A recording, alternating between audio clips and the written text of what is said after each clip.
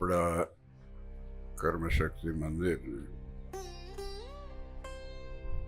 કેટલા વર્ષો થયા અને તમે બધા અહીંયા સેવા કરી રહ્યા છો. ઘણા બધા મંદિરો આપણા આ વિસ્તારની અંદર નવનિર્માણ થયા, પણ સત્સંગ જળવાઈ રહે અને ભગવાનનું ભજન થાય ને એના માટે થઈને મહારાજે આ મંદિરો ઊભા કર્યા છે. અને મહારાજે કીધું અમે ત્યાગનો પક્ષ મોડો કરી અને ઉપાસના રાખવાના. ઉપાસના રાખવા, ઉપાસના એટલે શું એ પ્રશ્ન છે. ઉપાસના બહુ સરળ શબ્દ છે, બહુ સરળ શબ્દ. ઉપ એટલે નજીક, સંસ્કૃતમાં ઉપ એટલે નજીક, અને આસના એટલે તમે આસન ઢાળીને બેહો ને. અત્યારે તો ખુરશીઓ થઈ ગઈ છે એટલે વાંધો નથી આવતો. એટલે નજીક બેસવું. નજીક કેનેથી બેસાય છે, કોના પાસે બેસાય છે? અને મને, આપણા મને, કમને નહીં, મને કરીને નજીક ક્યારે બેસાય કે જ્યારે મમત્વ અને પોતાપણું હોય ત્યારે. ને તો બેસવાનું પરણે બેઠા હોય ને પછી મજા ના આવે. એટલે મહારાજ કે ઉપાસના રાખવાને અર્થે આ મંદિરમાં મમત્વ થાય, પોતાપણું થાય, ભગવાન અને ભગવાનના ભક્ત પ્રત્યે પોતાપણું થાય. આ બહુ સમજવાની વાત છે. મહારાજે છે ને ભગવાન, ખાલી ભગવાન નથી મૂક્યા પાછું. જ્યાં જ્યાં વાત કરી ભગવાન અને ભગવાનના ભક્ત પ્રત્યે મમત્વપણું થાય, પોતાપણું થાય. ભગવાનના ભક્ત કોણ? તો આપણે માપી શકીએ? આપણી ફૂટપટ્ટી માપી શકે? તમે વિચાર કરો. આપણને ખબર છે કોણ કેટલી માળા કરે છે, કોણ કેટલી શ્રદ્ધા છે, કોણ કેટલો વિશ્વાસથી આવે. આ બહુ કઠણ છે. આપણે અંતર્યામી તો છીએ નહીં, ભગવાન સિવાય કોઈ નથી અંતર્યામી. પણ આપણામાં રહેલા, જો આ બધા હરિભક્તો, ભાઈઓ બહેનો, દીકરા દીકરીઓ, બધામાં ભગવાન રહેલા છે. ભગવાન રહેલા છે. અને એટલા માટે મહારાજે કીધું ગુણબુદ્ધિ રાખવીને. ગુણબુદ્ધિ કેમ રાખવી? કેમ કે ભગવાન અંદર તો બેઠો જ છે. સમય સંજોગ હોય ને તારે કોકને પછી રજો ગુણ ઉપડે ને તમો ગુણ ઉપડે ને કોઈક બાજે તે, પણ છેલ્લે પાછો ટાઢો થઈ જાય તો ભગવાન પાછા આવી જાય, ભગવાન. એટલે મૂળ ભગવાનના ભક્ત, એમાં સંતો હોય, હરિભક્તો હોય, કે અમે હોય, તમે હોય, ગમે તે હોય, એનું મમત્વપણું. ભગવાનનું તો મમત્વપણું ક્યારે થાય કે આપણે હકણા બેહીએ કે ને તો પછી અંદર જવાય. આ વાત સાચી છે કે નહીં? આપણે હકણા બેહી ને, આપણે દેશી ભાષામાં કહીએ ને, આપણે હકણા બેહી તો પછી અંદર જવામાં સુખ આવે, નહીં તો મૂર્તિમાં સુખ આવે નહીં. ને તો કોઈક ન ગમતું બાજુમાં આવી જાય તો ભગવાનની મૂર્તિ દેખાય જ નહીં. ભાઈ એ જ દેખાયા કરે હવાથી સાંજ સુધી. ઘરે જાઓ તોય દેખાય. ભગવાનના દર્શન કરવા માટે મહારાજે આ બધા મંદિરો, અને જો આ કર્મશક્તિ મંદિર તો મારે આવવું પડે જ, કેમ કે અહીંયા જ તમે આપણા નવા નિકોલનું પ્રારંભ કરાવડાવે. અને આજે જો આ બધા બેઠા છે વડીલો બધા, અને એ કામ ચાલુ થશે અને સરસ બીજા હરિભક્તોને લાભ મળશે. આ વિસ્તાર બધા જેમ વધતા જાય, મંદિર વધતા જાય છે.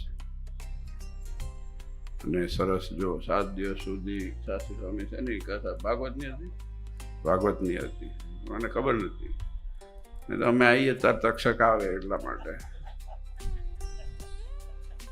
એવું હોય જ્યાં આવે ને બધા સંતો પૂરું કરતા હોય કે તક્ષક નાગ પછી આવ્યો, પછી અમે આવીએ. ઓલા કાય પછી આવી મારા કે શું આવ્યા કે તક્ષક નાગ આવ્યો. પણ વાસ્તવિકતામાં છે ને તક્ષક બધે ચારે બાજુ ફરે જ છે. કોઈનું કંઈ નક્કી નથી. મારું નક્કી નથી ને તમારું નક્કી નથી. આ કાળ છે, સમય છે ને, એ કોઈને મૂકતો નથી અને કોઈનો નિર્ધાર નક્કી કરેલો નથી. માત્ર ભગવાન એક. મુક્તાનંદ સ્વામીએ કીધું, આ બહુ સમજવાની વસ્તુ છે. જો મેં હમણાં જ ક્યાંક વાત કરી હતી, મુક્તાનંદ સ્વામી એ મહારાજને પગે પગે લાગતા નહોતા. શરૂઆતમાં મહારાજે બિરાજમાન રામાનંદ સ્વામી બિરાજમાન કર્યા ને ગાદી ઉપર મહારાજને. મુક્તાનંદ સ્વામી રામાનંદ સ્વામીના મોટા શિષ્ય હતા, એટલે મોટા ગુરુભાઈ થાય. એટલે પછી ત્યાગીમાં એ હોય ને થોડું ઘણું આમ નાનું મોટું હોય. બધા સ્વભાવ પ્રકૃતિથી પર ખાલી ભગવાન જ છે, જો એટલું સમજી લેજો. તમારે વાંક કોઈ દિવસ સાધુનો કાઢવો નહીં, તમારે ઘરે કાઢવો નહીં, તમારા છોકરાનો કાઢવો નહીં. કેમ કે આપણામાં જ પડ્યો છે, બીજાનો શું કાઢવો? મારે જે કીધું ને કે પહેલાં આપણે જોવું, આપણી જાત. હું તો કાયમ ઘણી વખત કહું છું કે આ છે ને, આપણે તિલક ચાંદલો કરીએ છે ને, તો તમે બધા સરસ તિલક ચાંદલા કર્યા તો નાનું આવું દર્પણ હોય, બરાબર ને? આટલું કે જોઈએ ને પૂજાનું. હવે જો રોજ ટેવાઈ ગયા હોય ને તો એમને એમ કરી નાખો ને તો કે આડો અવડો થવાનું છે ને, આડો અવડો થશે તો કંઈ ફેર પડવાનું નથી. પણ એ આટલા દર્પણમાં આપણે આપણું મોઢું જોવાનું કે આપણામાં શું ફેરફાર થયો છે ગઈકાલે ને આજે. ગયા પાટોત્સવમાં આ પાટોત્સવમાં, ગઈ કથા આ કથામાં શું ફેરફાર થયો આપણે જોવાનો છે. આપણે કેવા થયા છીએ, આપણે ભગવાન પ્રત્યે, ભગવાનના ભક્ત પ્રત્યે, મંદિર પ્રત્યે મમત્વ વધ્યું ઘટ્યું, શું થયું, અવગુણ ભાવ ઓછા થયા કે ન થયા, આ બધી વસ્તુઓ સ્વાભાવિક છે. એટલે મહારાજે આ સત્સંગની અંદર મમત્વને પોતાપણું રાખવાની વાત કરી છે. કારણ છે ને, મુક્તાનંદ સ્વામી મારાને પગે ન લાગે અને તમે વિચાર કરો કે પછી શું ભાડ્યું હશે, તો એ જ મુક્તાનંદ સ્વામીએ આરતી આપણે રોજ ગઈએ છીએ, એ મુક્તાનંદ સ્વામી આરતી બનાવી અને એમાં લખ્યું કે આ જગતની અંદર જો તમે કાળ અને કર્મ છે ને, કોઈને છોડે નહીં, કોઈને નથી છોડતું.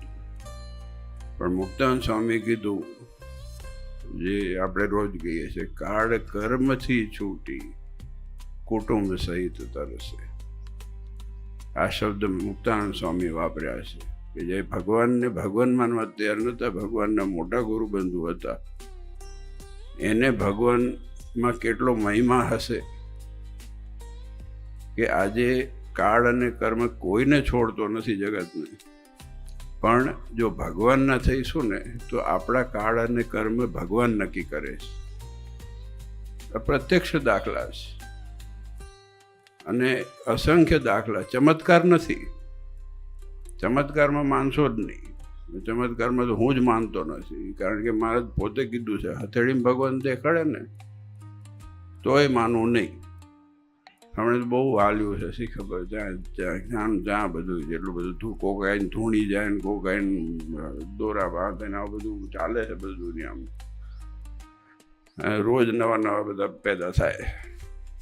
નહીં તો આ તો આપણે બચી ગયા. તમે વિચાર કરો, ભગવાન મળ્યા ને તો બચી ગયા, ને દોરા ધાગામાં પડ્યા હોત તો બોલો શું થાય? હેરાન થઈ જવાય. તમે જોવો છો ને દુનિયામાં, આમ પહેરે ને આ પહેરે ને ઓલો વીટો પહેરે ને વીટી પહેરે ને ગળામાં પહેરે ને કાળો ને વાદળી ને પીળો ને 17 જાતનું દોરા પહેરવા પડે. અને ભાઈ કેટલા બધા તીસીને વાર જોવા પડે કે કાછુડો છે ને વીછુડો છે ને પૂછુડો છે. ભગવાન નામ 5 વખત દઈ દો ને, કંઈ કરવાની જરૂર પડે નહીં. આ વાસ્તવિકતા કહું છું. ભગવાનનું નામ લઈને કામ કર્યું હોય ને એમાં કોઈથી પાછું પડતું નથી. આ પ્લેન ઉડે છે તો કે કાછડો વીછુડો જોઈને ઉડે છે? મને કે કોઈ માણસ તો બધા પડી જાય છે હેઠા. તમે અંદર બેહો તો ઓલાને આપો, નિર્ણય આપો કે આ ટીપડી જોઈને તું જોઈ લેજે ને, પેલા કાછડો નથી વીછુડો નથી ને. એને આપણે આપવાનો પાયલટને, લપટ મારે ઉતારી જ દેતા. વાસ્તવિકતા એ છે કે ભગવાન છે ને, એ ભગવાનના ઉપર જેટલી શ્રદ્ધા અને વિશ્વાસ હોય આપણને, પ્રત્યક્ષપણું હોય, તો કંઈ દુનિયામાં નડે એવું નથી આપણા સ્વભાવ સિવાય. અને મને છે ને, હું એકવાર ક્યાંક ગયો હતો, કંઈક દેશમાં, કંઈ અમેરિકા કે લંડન, ખબર નહીં ક્યાંક, હરી વખતે મકાન નવું બનાવ્યું હતું, દેવપ્રકાશ આપી નવું મકાન બનાવ્યું હતું. એટલે પછી મને અંદર લઈ ગયા, બનવાની લગભગ તૈયારી, કલર બલર થતું હશે. મને કે ભગવાનનો આ રૂમ છે. મેં બહુ સરસ. મેં કે સિંહાસન કઈ દિશામાં રાખું? આ બધા પ્રશ્ન આ ગંભીર હોય હરિભક્તો.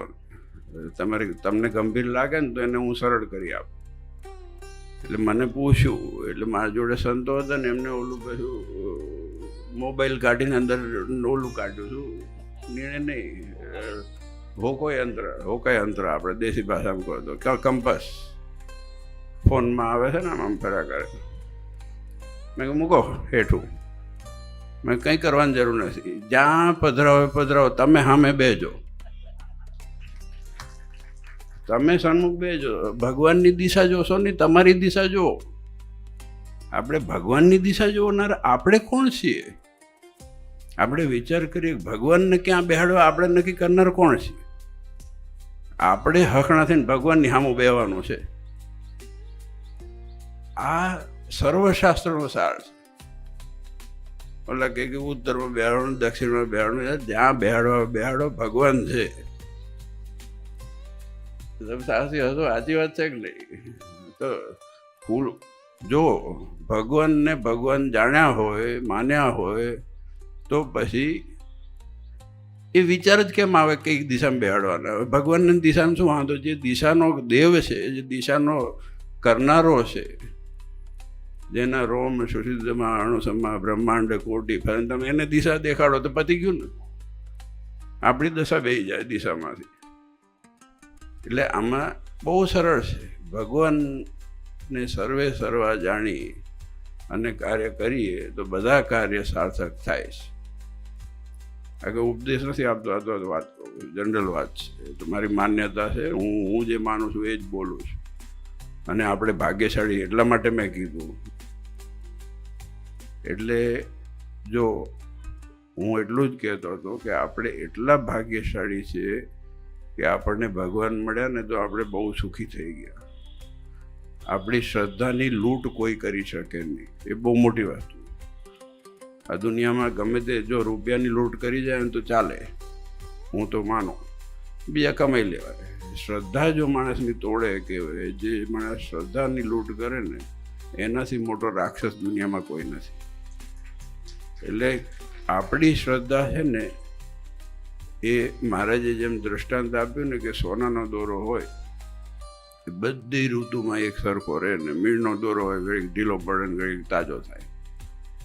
એમ આપણી શ્રદ્ધા છે હંમેશા અકબંધ રહે, એવી આપણે પ્રાર્થના કરવાની. ભગવાન સામે જોઈએ ને ત્યારે બીજું કંઈ માગવાની જરૂર છે નહીં. ભગવાન બધું આપ્યું છે. મહારાજે કીધું કે અમારો આશ્રિત અન્ન ધન વસ્ત્રને આપવું એ સુખી થશે, કંઈ થવાનું છે નહીં આપવું.